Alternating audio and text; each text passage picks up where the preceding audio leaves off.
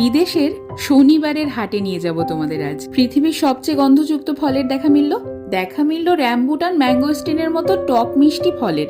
আহা, কি অপূর্ব যে খেতে! সুস্বাদু এবং রসালো ফলের জন্য বিখ্যাত থাইল্যান্ড।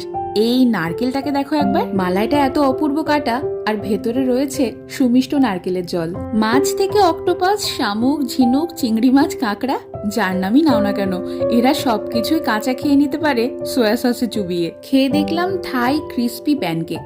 আহা, দারুণ খেতে। অচেনা দেশের অজানা খাবারের ভিড়ে আমাদেরকে ভরসা করতে হলো ডেজার্ট আর ফলের ওপর। এই যেমন ছোট্ট ছোট্ট আনারসগুলো কিনেছি। আমি আজ অব্দি এত সুস্বাদু আনারস খাইনি। পার্থাই থেকে মোচি ট্রাই করলাম, আরো নানা ধরনের পপুলার থাই স্ট্রিট ফুড। কানে কানে একটা কথা বলবো, সবকিছুর ভিড়ে বড্ড মিস করছিলাম নিজের বাড়ির ওই সেদ্ধ ভাতটিকে।